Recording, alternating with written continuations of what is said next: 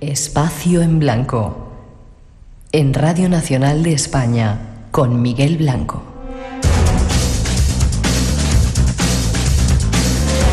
3:05, 2:05 en las Islas Canarias. Tenemos todavía casi una hora para compartir el placer de escuchar la radio aquí en vuestra casa, en Radio Nacional. Saludos a todos los que seguís unidos, conectados en directo con nosotros. Buen trabajo, buen turno a los compañeros de seguridad, a los cuerpos de seguridad del Estado, que sabemos que nos escuchan y que son muchos, a los que trabajáis en hospitales, en el transporte, a los taxistas, en Canarias, que dicen que nos escuchan mucho, en La Palma sobre todo. Vamos dentro de poco a Canarias, a ese congreso, a Gran Canaria. Buen turno, buena madrugada a todos. Es un placer que estéis conectados con nosotros. En este segundo tiempo tenemos muchos temas. Ahí os hablaremos de la Hermandad Blanca, con un personaje que conoce mucho de ello, pero vamos a seguir todavía un ratito más con Jesús Callejo, tras esa introducción que ya ponen nuestros compañeros. María José Cascante, que se hace cargo de nuestro sonido. A partir de ahora os damos más datos.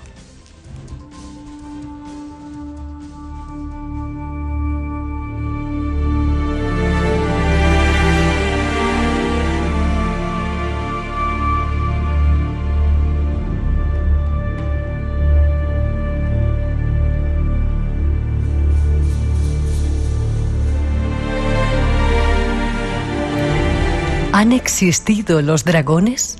¿El unicornio? ¿Las hadas serpiente?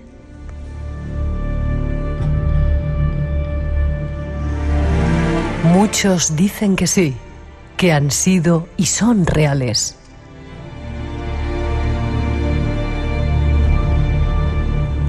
¿Existen los hombres peces? ¿O los árboles que hablan?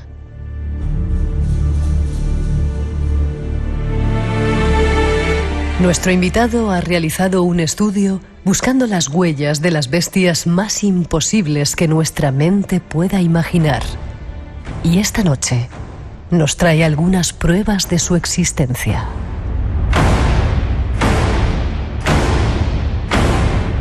Seres imposibles como los caballicos del diablo o los monstruos guardianes que protegen las catedrales, o como las vernaclas, el cordero boromech o el roblón. Dejemos que nuestro invitado nos cuente. Estos nuevos argumentos pertenecen a otro estudio que hiciste, que lo llamaste bestiario. Bestiario mágico, sí. Bestias, de todo tipo. Bichos, bichejos y bicharracos. Sí, de todo tipo, de toda condición, de todo color y de todo olor. Los ha habido y sigue habiéndolos, ¿no? Pues sí. Como los fantasmas, sí. ¿Por dónde empezamos? Los caballucos del diablo, ¿qué era eso? ¿Qué es eso? Uy, esos tienen que ver además mucho con una fecha que estamos a punto de celebrar, ¿no? La noche de San Juan. Claro. Sí, ¿qué pasaba en esa noche? ¿Qué pasa con esos caballucos? Los caballucos del diablo... ¿Eso es cántabro o qué? Sí. Exactamente, forma parte más del folclore y no sería tanto de la criptozoología o de este tipo de bestias que se podrían catalogar a lo mejor dentro de posibles herederos de animales que existieron en el pasado y que luego fueron deformados a través de los mitos y las leyendas. En este caso es una leyenda pura y dura. ¿Por qué? Porque son bichos, por utilizar una palabra así genérica, que solo aparecen en un momento determinado y que además sirven para aterrorizar. Son 7 además caballucos del diablo que van dejando ahí sus babas en esa especie de cabalgada infernal, lo cual tiene mucho que ver también con esas cabalgadas de Odín, con esa especie de cacerías infernales celestes, espectrales, siempre de mal augurio. Aquel que las ve pues tiene bastantes posibilidades de morir o de ser secuestrado, ¿no?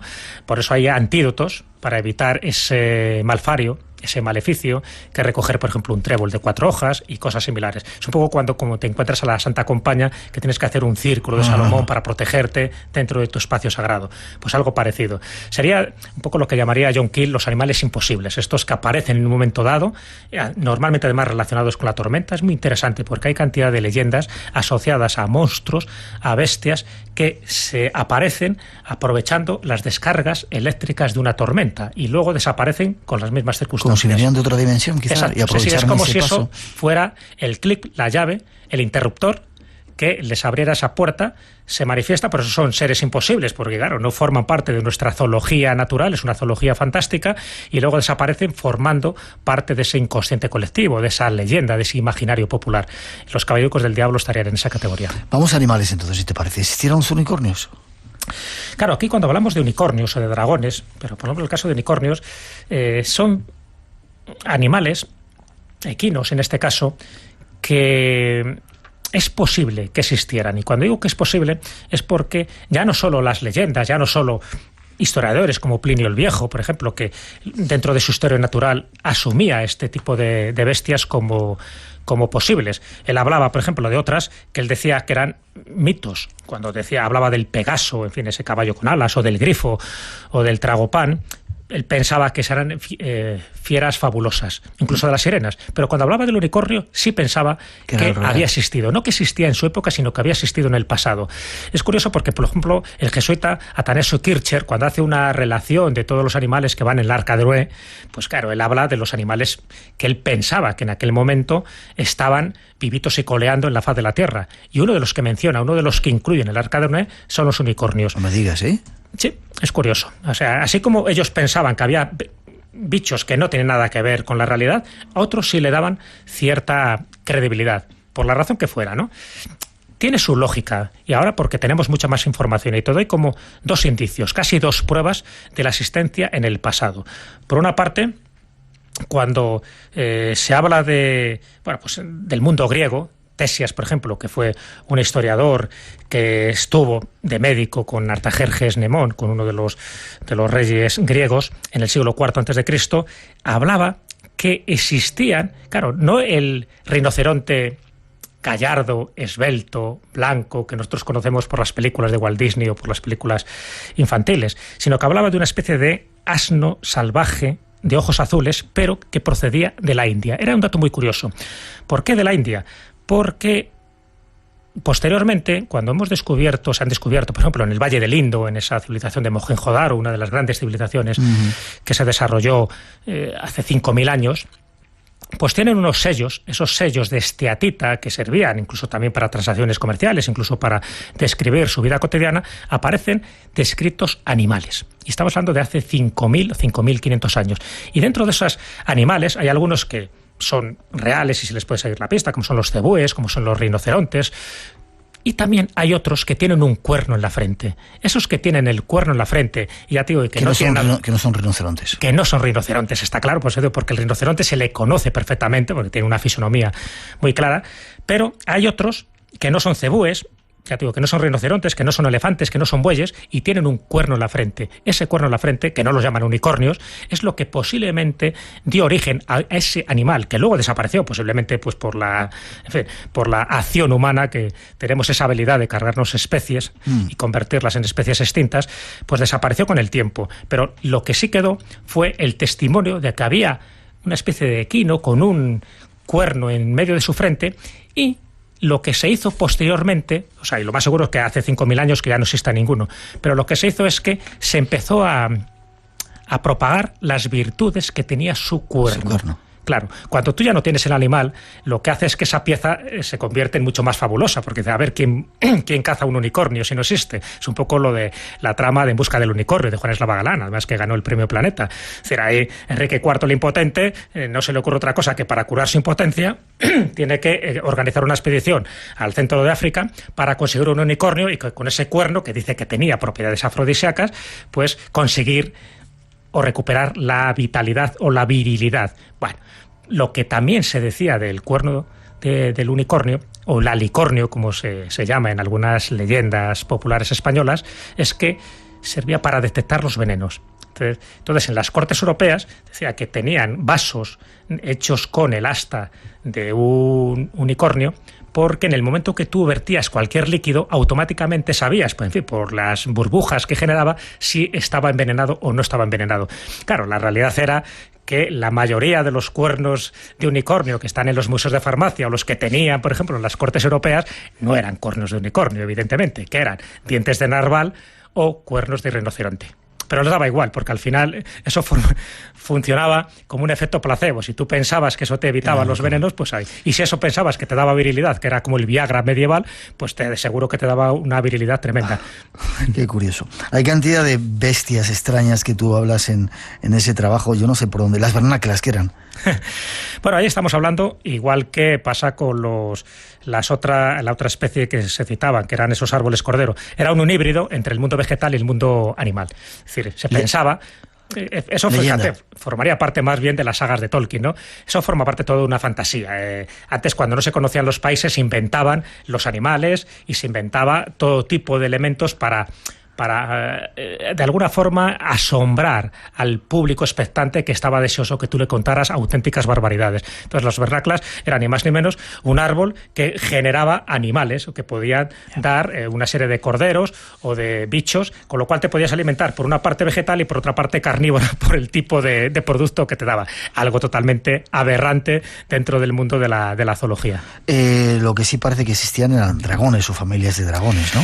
Claro, pero fíjate que los dragones, igual que pasa con otro tipo de criaturas o de mitos, tendríamos que irnos a la paleontología, es decir, a ese estudio, a esa ciencia de los animales extintos, pero que nos quedan sus fósiles. ¿Por qué? Porque y no solo es un poco mi apreciación, ¿no?, en función de lo que yo he leído, de lo que he estudiado, sino que pasa también con otros animales como el grifo, que antes hemos mencionado, ¿no? En fin, ese bicho que tenía cuerpo de león y cabeza de águila.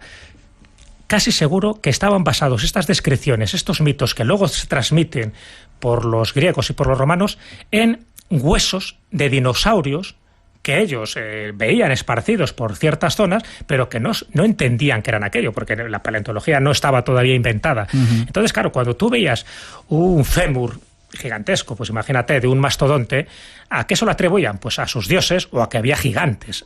O si tú veías el cráneo de un mastodonte, de un mamú pequeño, donde el cráneo lo que queda es un agujero en el centro, que es donde iba su trompa, pero lo que queda es ese agujero que pensaban que era el de un cíclope. Dice, esta es una cabeza gigantesca de un personaje que medía 4 o 5 metros y que solo tiene un ojo. Entonces, posiblemente, leyendas relacionadas con, ya digo, con el mito del grifo, que además se sabe que sería un protoceratops, que era un dinosaurio que tenía esas características porque terminaba su cabeza en un pico, y eso es lo que pudo haber generado esas leyendas de los escitas en el desierto de Gobi, que es cuando empezaron a ver este tipo de huesos fósiles. Empezaron a decir, pues esto es una especie de león gigantesco con cabeza de águila. Y eso se fue propagando, pero tal cual. ¿Por qué? Porque tenías una prueba. La prueba para ellos era ese hueso fósil. Claro, lo que no sabían es que formaba parte de un dinosaurio que se había extinguido hacía 65 millones de años, pero les daba igual.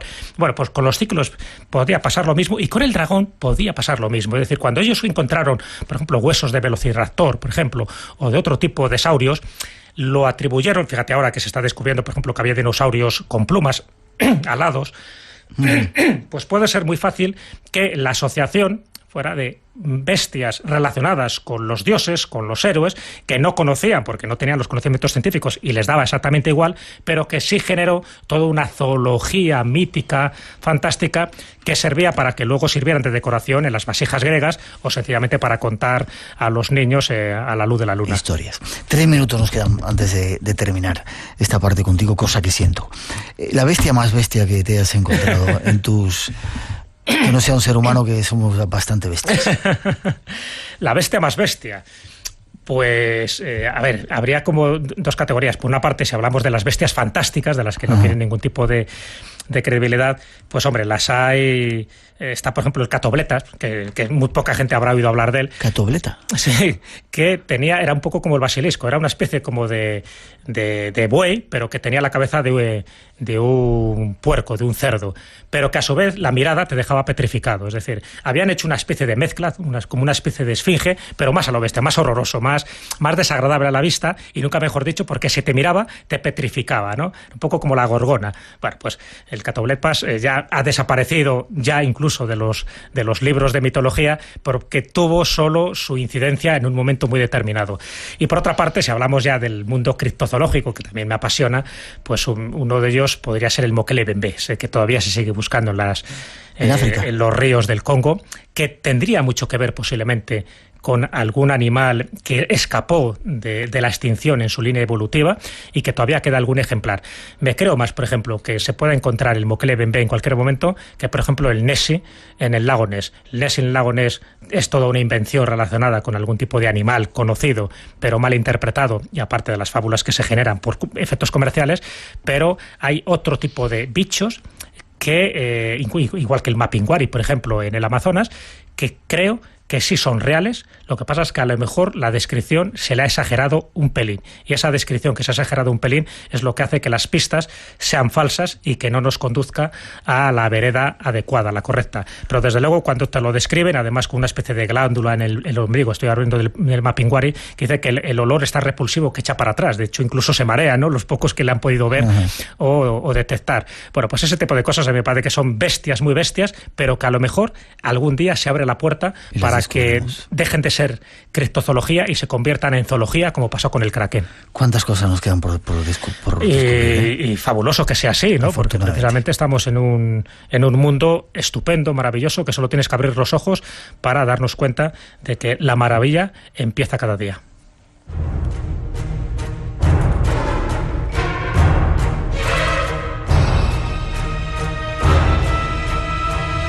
Una maravilla estar contigo, Jesús. Espero que se repita. Dejamos ahí en cartera hacer programas de la Mesa de Salomón, de templarios, etcétera, etcétera, etcétera. Bueno, hemos dado pequeñas pinceladas. ¿Forma de ponerse en contacto contigo?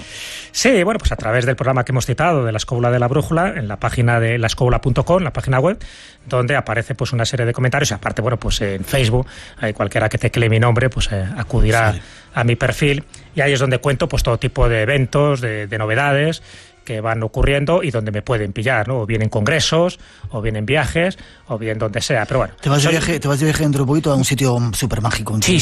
Además, sí que me gustaría ir contigo. Lo mencionamos la última vez que estuve aquí, al Cañón de Río Lobos.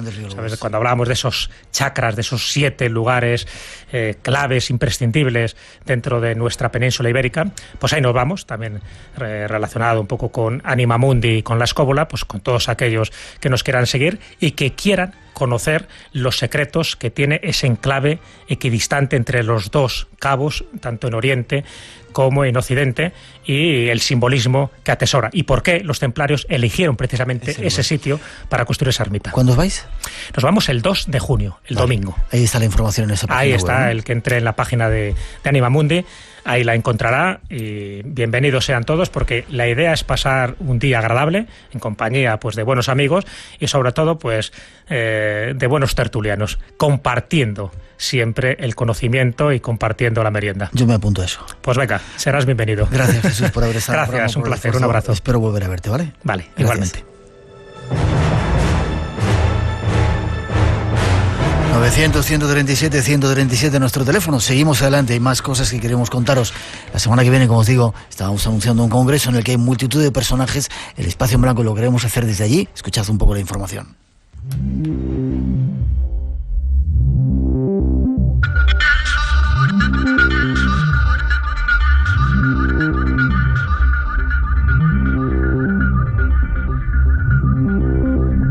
Y vamos con informaciones de esos congresos en los que estamos involucrados. Queda una semana para ese supercongreso que se está organizando aquí en Madrid. Ana Claret es una de las responsables. Vamos a hablar con ella. Buenas noches, Ana.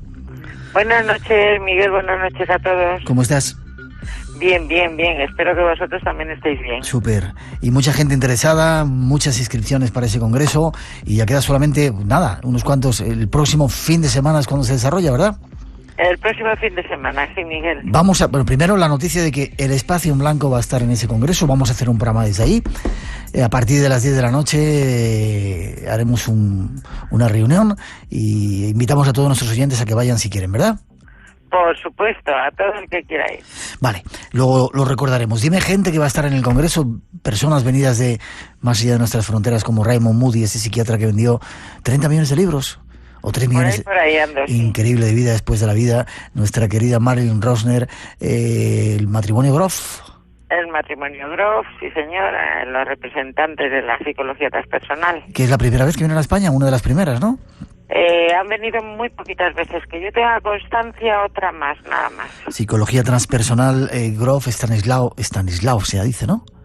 Sí, Stanislav, bueno. Stanislav Grof, un personaje que todos deberíais de conocer, increíble por el avance que ha hecho y la cantidad de impulsos que ha dado a las conciencias. ¿Quién más está? Y sobre todo lo mayor que es, o sea, ya le queda muy poquitas tipo de salida de estas, muy poquitas. Es una oportunidad única para verle y estar con él. Sí. Tenemos, bueno, ya he nombrado a Raymond Moody, Marilyn Rosner, Ramiro Calle, José Miguel Gaona, tendremos a Vicentinella, que me ha comentado hoy que nos iba a comentar un poquito de dónde viene todo este barullo del tránsito, del despertar, del paso a través de la antropología. Creo que va a ser muy interesante. Paloma Cavadas, hablándonos de su conciencia multidimensional, un señor que se llama Miguel Blanco, que va a hacer una mesa redonda. Sí. Miguel Pedrero, que también lo conocemos todos. Compañero del Espacio en Blanco, sí. También va a tener su ponencia y su mesa redonda, en el que va a reunir a un grupito bastante simpático y agradable, y a Sergio Villoldo, que nos va a hablar de esos sueños que nos traen, que nos llevan y dónde nos ponen. Un congreso para aprender y practicar más de estas cosas de las cuales aquí hablamos el próximo fin de semana, sábado y domingo, días que 25 y 26 de mayo. 26 de mayo. 25 y 26 de mayo. Y el 24, viernes, el Espacio en Blanco, lo haremos ¿desde dónde? ¿Dónde va a ser el congreso? El congreso va a ser en el Hotel Auditorium, otras veces se nombra como el Auditorio Príncipe Felipe. Está en la carretera de Aragón, muy facilito de llegar, muy fácil, con mucho transporte público para dejar en la puerta a todo el que quiera ir. Y bueno, pues ahí estaremos desde las 10 de la mañana, sábado y domingo, hasta las 8 de la tarde, con un descansito para comer, y arropados todos vamos a estar muy arropados. Esperemos que sea preciosísimo, lo estamos montando para que así sea, y estáis todos invitados. Lo va a ser seguro. Y vamos a estar sábado y domingo 25 y 26, y para los que queráis estar con nosotros en el programa que vamos a hacer allí viernes por la noche, a partir de las 10 de la noche, Hotel Auditorium en la carretera de Aragón, carretera Barcelona allá. Dime también una página web para que puedan ver, ahí vamos a dar la información a lo largo de la semana para decir la hora exacta en la que el Espacio en Blanco se va a hacer. Para todos los oyentes que quieran, invitamos a todos, evidentemente entrada libre, para que vean cómo se hace un programa con algunos de los invitados de este super congreso. Y dime página web. Concienciatranspersonal.com. Concienciatranspersonal.com. Ana, va a ser un placer estar con vosotros.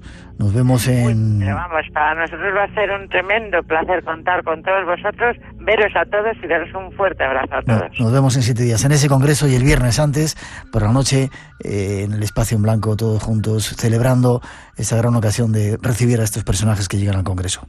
Un beso grande. Muy bien. Un beso grande a todos y buenas noches. Espera, y se me ha olvidado decir que tenemos 5 entradas dobles para sortear esta noche entre todos los oyentes que nos llamen a ese congreso. Pero eso se lo cuento ahora a nuestros oyentes. Nos vemos prontito. Nos vemos, Miguel. Un abrazo. Hasta ahorita.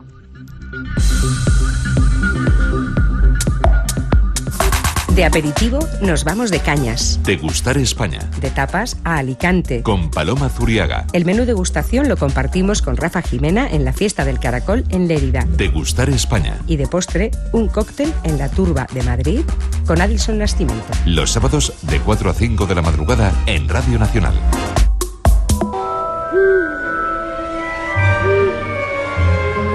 Todas las semanas, una experiencia única de comunicación te espera en el programa más legendario de la radiodifusión española.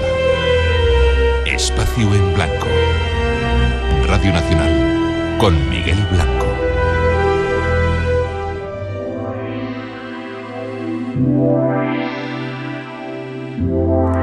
Tres y 29, 2 y 29 en las Islas Canarias. Seguimos en directo. Ahí tenemos esa información de ese congreso. 5 entradas dobles tenemos para sortear esta noche, por si queréis venir a pasar el fin de semana. Y el viernes, el programa, todavía no sabemos la hora, desde ese hotel que hemos anunciado, os indicaremos la hora en esas páginas, la página web de Radio Nacional, y buscar por ahí. Queremos que estéis con nosotros. Hay un montón de invitados increíbles. Y hay más actividades. Antes de pasar a contaros algo que tiene que ver con la Hermandad Blanca, Paloma Cavadas, una de vuestras favoritas, va a hacer algo en Madrid. Ahí está la información.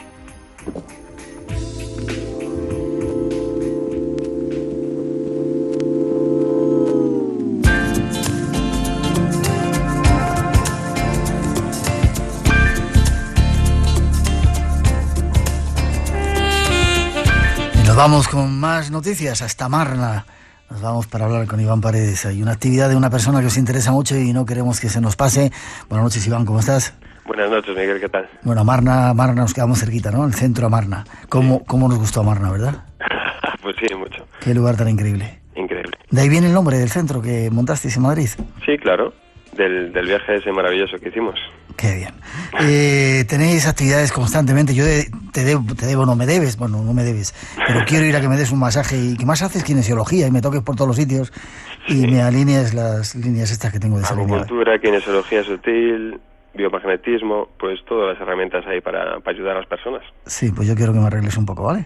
Pues venga, cuando quieras. Vale, ¿pero qué tenemos este próximo martes?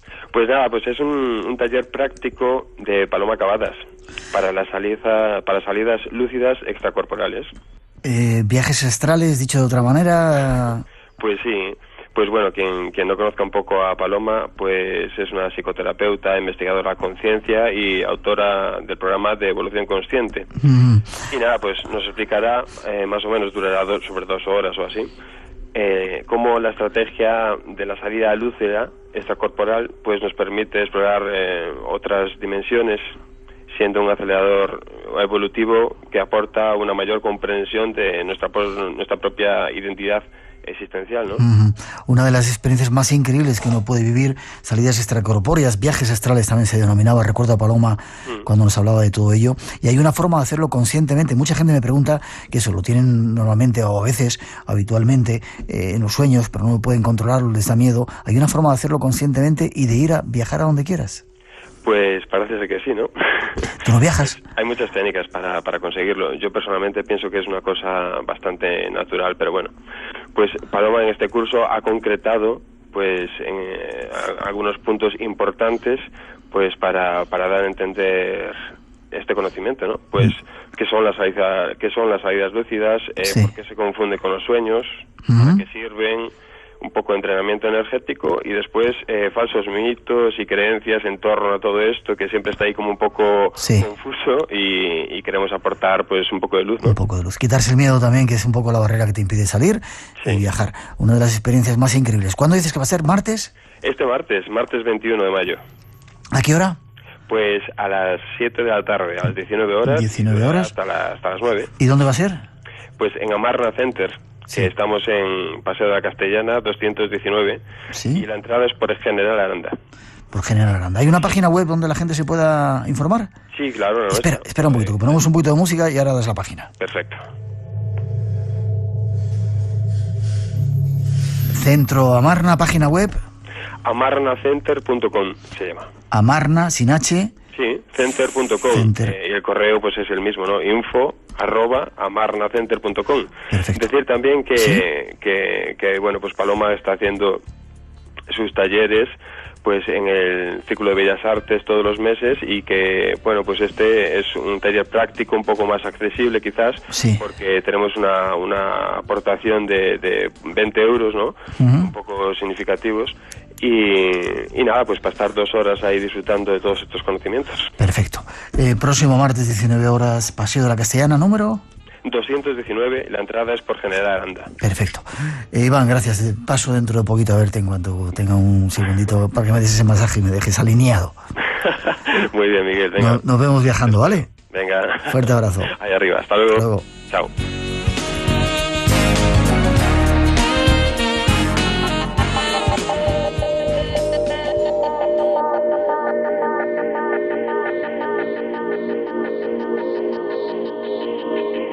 900-137-137 en nuestro teléfono. Tenemos un concurso, super concurso esta noche con 5 entradas dobles para ir a ese congreso. La información en www.concienciatranspersonal.es y vamos a estar el fin de semana, el viernes haciendo el programa, no sabemos la hora, pero consultar esa página o la de Radio Nacional y queremos que estéis con nosotros.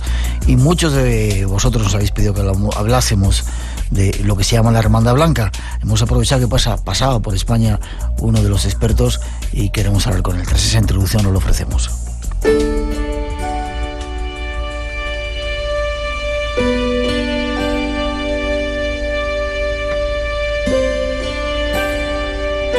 Se dice que el nombre sánscrito Shambhala significa lugar de la paz, de la tranquilidad.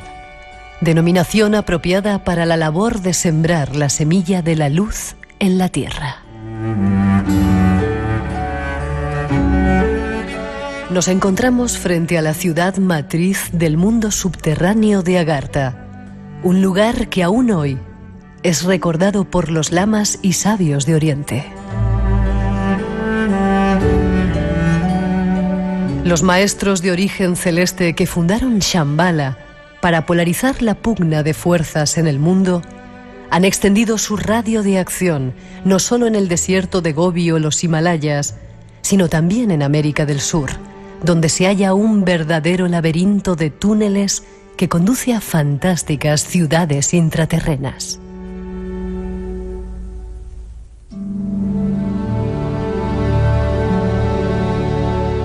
Aunque suene increíble, aquellos seres de luz constituyen la denominada Hermandad Blanca, o gobierno interno positivo del planeta.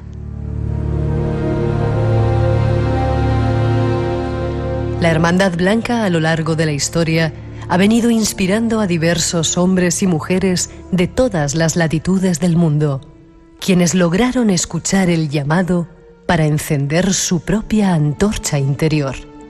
¿Pero con qué propósito?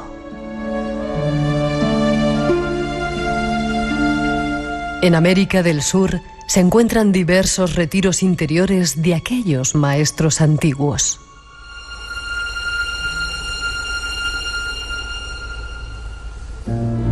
Son 3 los centros principales, cual triángulo de poder que opera hace miles de años: Paititi, el Centro Supremo, la Cueva de los Tallos y la Sierra del Roncador.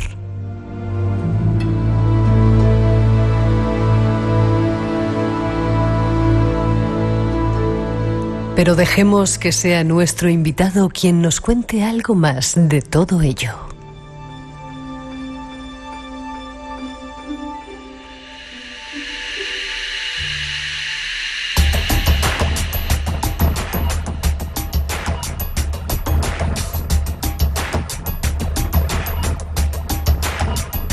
Nos vamos a la búsqueda de esa Hermandad Blanca, un tema que nos habéis pedido en multitud de ocasiones, que os interesa mucho, en un invitado que está en España ahora, que sabe mucho del asunto, Richard González. Buenas noches, Richard.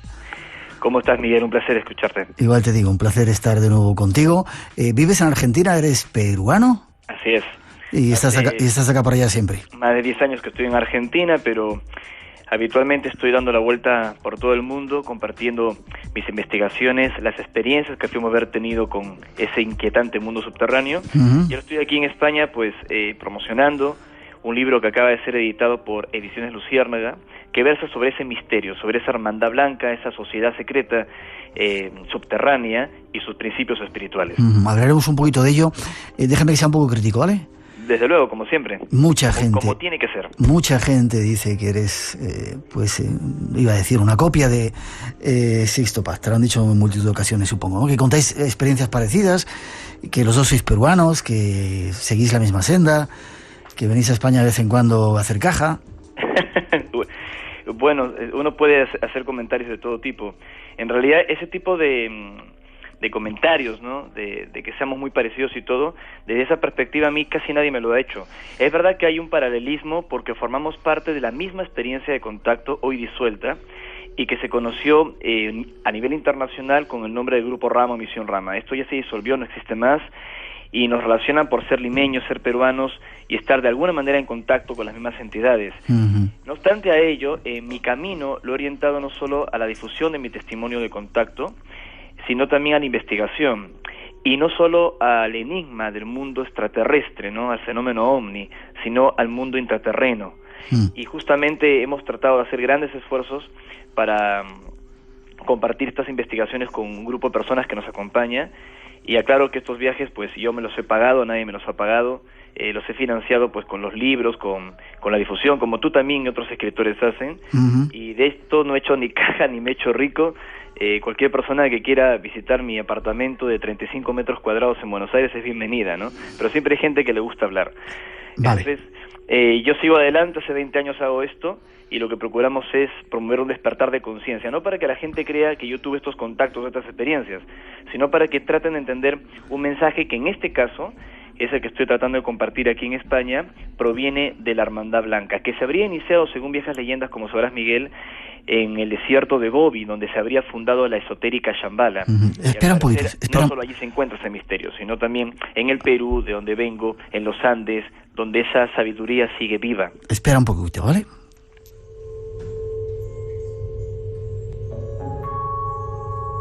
Vale, hemos quitado la parte crítica, vamos a la Hermandad Blanca. Dices que se inició en el desierto de Gobi y que sobre todo está viva en Perú. Es un país increíble, ¿verdad? Sigue estando ahí, sí que la gente sigue estando todavía en contacto con la tierra, con la Pachamama, con todo ese tipo de cosas espirituales y te asombran con sus historias y sus experiencias, ¿verdad? Claro que sí. Debes recordar que hace muchos años, cuando me entrevistaste, habías estado en Cusco, en Queros, en esa zona. Hace poquito, el año pasado volvimos a estar por allí. Ah, fantástico. Bueno, es un lugar que, como sabrás, no es muy fácil de ir. No es que llegas caminando así por así, sino que montar toda una expedición. Y dentro de las personas que yo conocí en los Andes y que hablaban también de esa humanidad subterránea están los nativos queros, que son los descendientes legítimos de los incas, para la gente que está escuchando ahora el programa. Y los queros hablaban también de Paititi, de la que he escrito varias veces sobre esa ciudad perdida que se le atribuye a los incas. Y estas entidades o estos seres o estos humanos o quienes fuesen son conocidos como los Paco Pacuris o los Ñaupamachu, que son como descendientes de una humanidad perdida, antediluviana, que estaría protegiendo en ese mundo subterráneo una historia secreta. Ellos le llaman Cuañachuay en quechua, un runacimi antiguo cuyo significado desconocemos y que define pues esa ciudad mágica que estaría o en las selvas del Manú o diferentes ciudades en los Andes donde existe esta Hermandad Blanca, de la que, como ya dije, he escrito en otras ocasiones. Déjame, hemos hecho una introducción, sacado un poco de tu trabajo. Hay 3 lugares o 3, una especie de triángulo mágico de la Hermandad Blanca en Sudamérica. Paititi sería uno, que sería el Centro Supremo. Hace poco hemos hablado de ello, estamos organizando incluso alguna experiencia, hemos escuchado también tus historias por allí. La segunda, la Cueva de los Tallos, y la tercera, la Sierra del Roncador. ¿Sería ese el triángulo donde está situada esa Hermandad Blanca en Sudamérica? Estás bien informado. Obviamente que hay muchos lugares en el mundo, Miguel, tú los habrás también recorrido, pero en el caso de nuestra experiencia de contacto, por eso hay tantas similitudes con otros testigos de Perú, como en el bloque anterior hablamos de lo de Sisto Paz. En esos mensajes se sugería que habían 3 en particular en Sudamérica que tenían grandes bóvedas de información. Según estos mensajes, es la Cueva de los Tallos, donde también estuve, el mundo subterráneo del Ecuador, la Sierra Roncador, donde recientemente se está por dar a conocer un documental que se ha hecho en el Brasil sobre los pasos del coronel inglés Percy Harrison Fawcett y cómo se perdió en los años 20 buscando una ciudad perdida allí en el Mato Grosso brasileño. Y el otro lugar es Paititi, donde también varios escritores hemos hablado sobre ese enigma. Y no solo peruanos, sino también españoles. Tienes el caso de Vicente París, entre otros, ¿no? Sí, entonces, Juan José Revenga, que estuvo hace poco con nosotros contándonos sus aventuras detrás del Paititi, sí. Sí, claro. Bueno, creo que tú también estuviste por esas selvas. Por ahí anduvimos.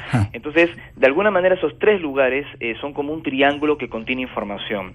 El año 96, cuando yo tenía 22 años, ahora tengo 39, tuve una experiencia de contacto directo con uno de los seres que serían guardianes del Paititi. Una experiencia que soy consciente puede sonar fantasiosa o una locura. En algún momento lo he comentado en tu programa de radio. Y en esa experiencia con este ser humanoide que yo vi de día, 5 de la tarde, era el 5 de septiembre del 96, que decía llamarse Arcir, cuya comunicación fue mental telepática, él me transfiere o siembra en mí, me integra de alguna manera 10 principios espirituales como si fuera el código no espiritual con el que ellos se manejan, o por lo menos un mensaje simbólico para que yo lo pudiese compartir. Y a pesar que había escrito varios libros vinculados con Paititi y el mundo subterráneo, recientemente estoy dando a conocer ya de forma detallada toda esa información, y es obviamente pues el contenido del libro que estoy presentando aquí en España. Me gustaría que luego nos avanzaras algún tipo de unos cuantos de ese decálogo, ¿te parece? Sí. Pero antes, ¿cómo son estos seres? ¿Cómo son estos seres de la Hermandad Blanca? ¿Visten de blanco? ¿Llevan barbas blancas? ¿Túnica blanca? ¿Cómo se les representa o cómo son? Bueno, el ser que yo vi el año 96 no tenía ni túnica blanca ni barba blanca. Era un hombre de aspecto asiático, que no era muy alto, más o menos una estatura medio, 1,70 m aproximadamente. Parecía más alto por un casco alargado que tenía sobre la cabeza, ya que era para proteger su cráneo alargado, un fenómeno que lo hemos visto en otras culturas, ¿no? En las antiguas de México, de Perú, incluso también se habla de Akenatón al respecto. Eso tiene que ver con un tema de hibridación, no exactamente que en todos los casos se han deformado los cráneos como también se ha esgrimido.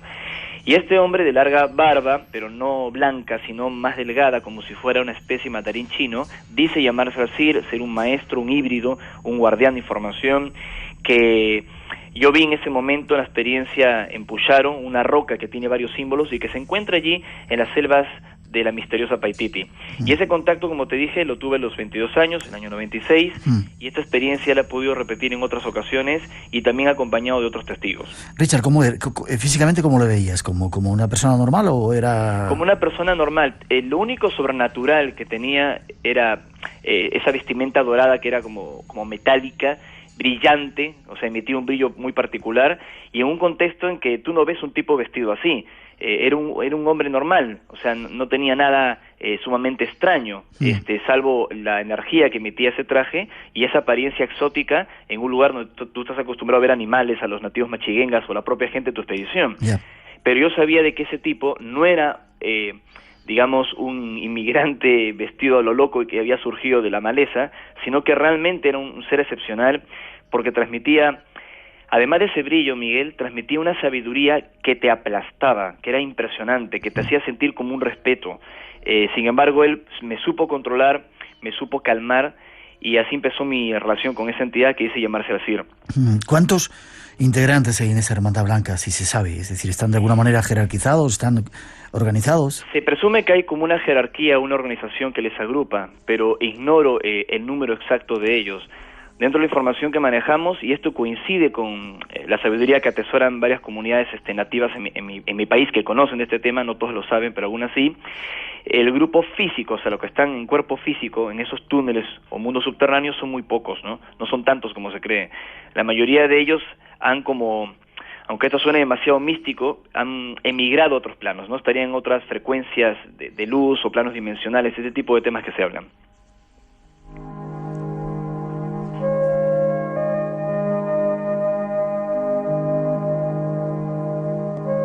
Un tema apasionante, Richard, de la Hermandad Blanca, pero convendrás que a esas alturas es un poco difícil de creer, ¿no? ¿Han dado algún tipo de prueba?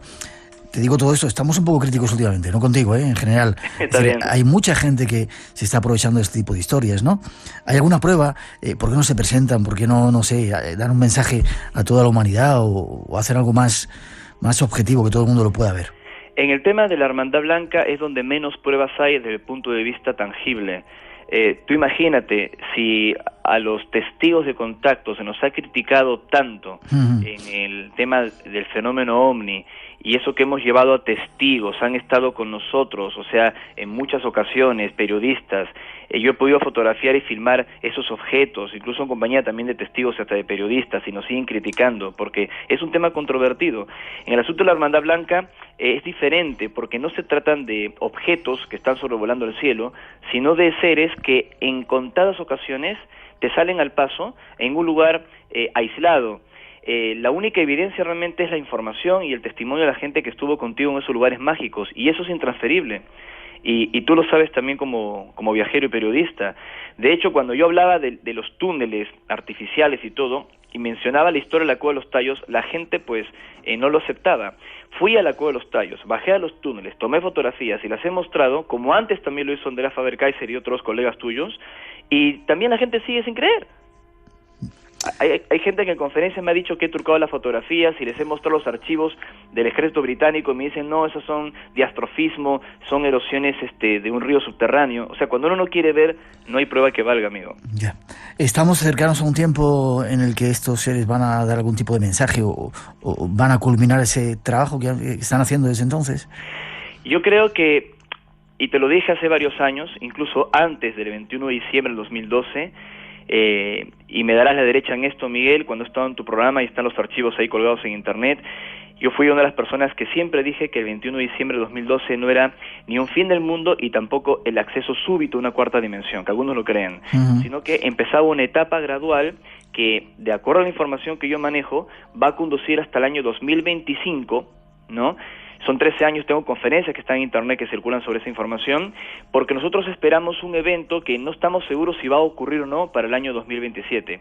Yo lo he venido difundiendo hace varios años y me llama en extremo la atención que en el último libro de JJ Benítez, él también, aunque es una novela, esté hablando del mismo mes y del mismo año, agosto 2027. No te voy a decir que yo creo que ese es el mes y el año en que va a ocurrir algo, pero sí estoy convencido que entre este 2013 al 2025 se debería dar a conocer ya oficialmente, no lo que acaba de pasar en este congreso montado en Washington, ¿no? Este simulacro de debate en un congreso norteamericano, sino realmente un tipo militar de uniforme diciendo las cosas como son. Esperamos que en estos 13 años ocurra.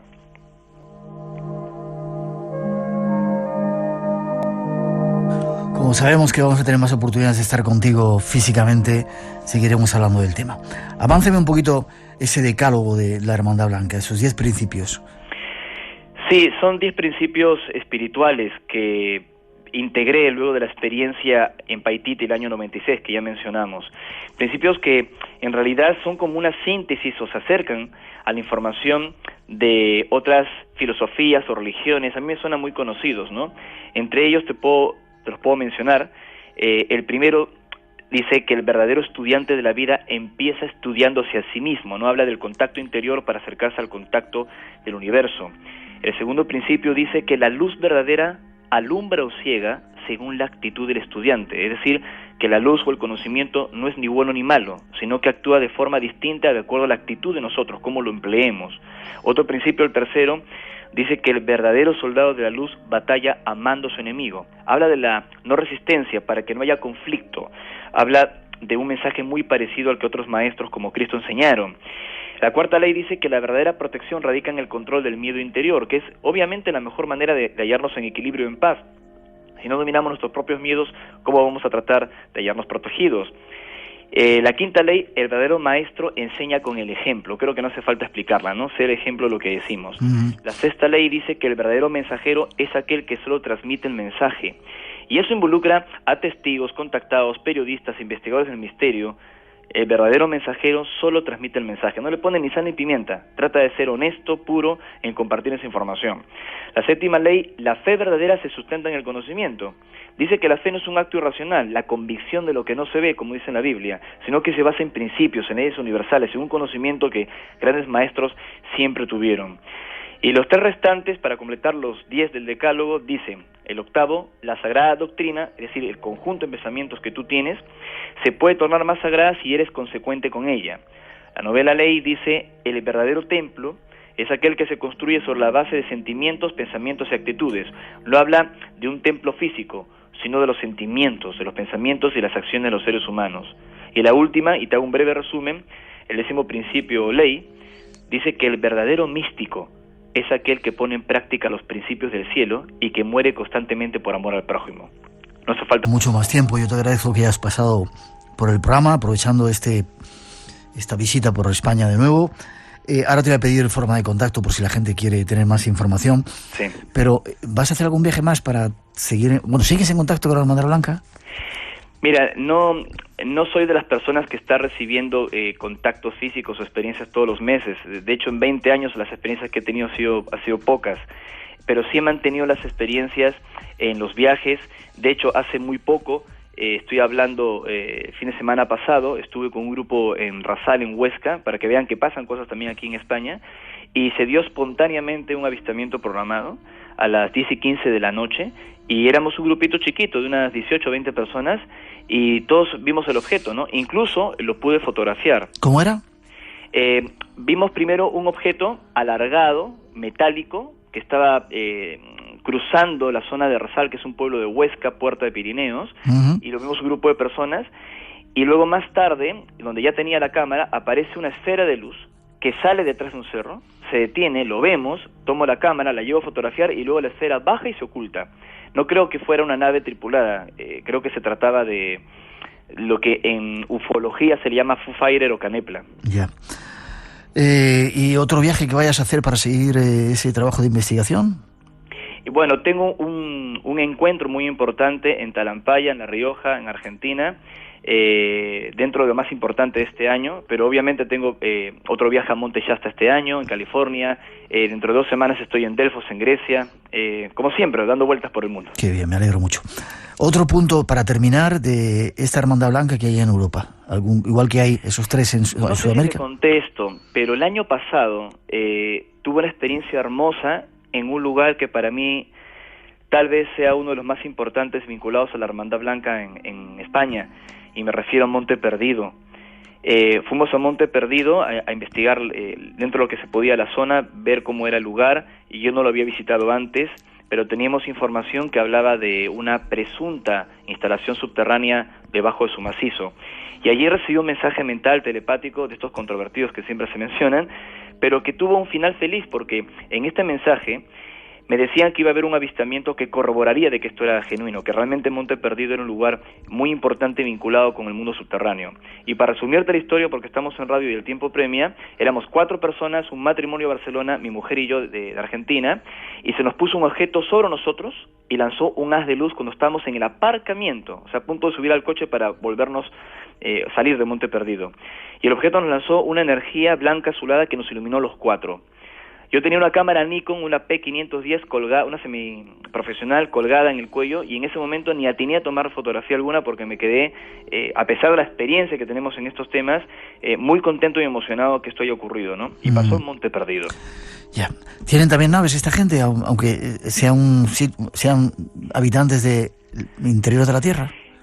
No necesariamente. Lo que sucede es que donde hay bases subterráneas vinculadas con la Hermandad Blanca, no porque exista la tierra hueca, sino porque hay grandes túneles o cavidades en algunos lugares en particular, hay actividad ovni. Como si seres del cosmos estuviesen protegiendo lugares vinculados con estas con estas sociedades de la Hermandad Blanca o de Shambhala, como también lo creía Nicolás Roerich, ¿no? No te olvides que Nicolás Roerich también reportó que en lugares de poder como en el Altai o en Mongolia habían avistamientos de luces. De hecho, él describe un avistamiento que observaron con prismáticos de un objeto dorado que surcó en el cielo y que los lamas estaban completamente familiarizados.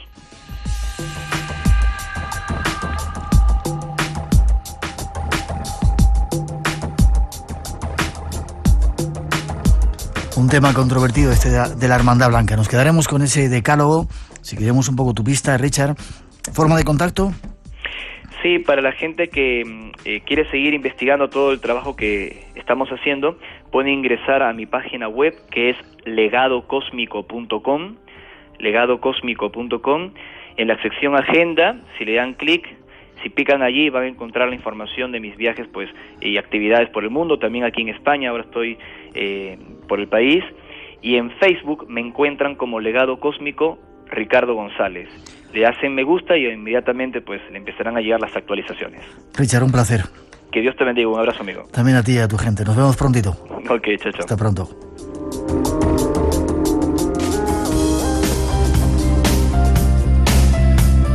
Y a toda prisa tenemos que terminar. Recordar que la próxima semana estamos en ese Congreso de Conciencia Transpersonal. Queremos hacer el programa desde allí, buscar en las páginas web de Radio Nacional el horario. Será antes del horario habitual y queremos veros a todos. Y teníamos un concurso, estos son los 5 ganadores. Mariluz Rojas de Cádiz, Pilar Zanón de Zaragoza, Mario Cortés de Madrid, Agui Carabanchelero del Facebook e Inés López de La Coruña. Por email, llamarnos para coger el número, el DNI, para que os den la entrada y podáis estar con nosotros. Buena semana a todos, os esperamos en las próximas citas y os seguimos invitando a que estéis en esta sintonía, en la de Radio Nacional de España. Ha sido un placer estar juntos. No hay música hoy hasta las 4, pero sí os invitamos a que sigáis en esta sintonía y a los servicios informativos que llegan dentro de un minuto, en una semana, más Espacio en Blanco, con gente que no os tenéis que perder.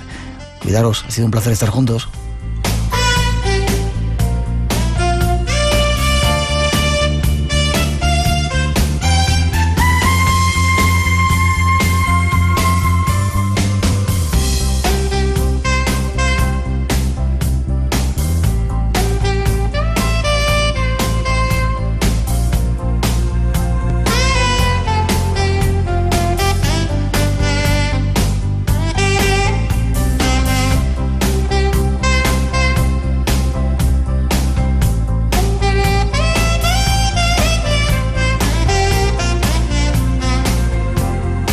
una nueva experiencia de comunicación.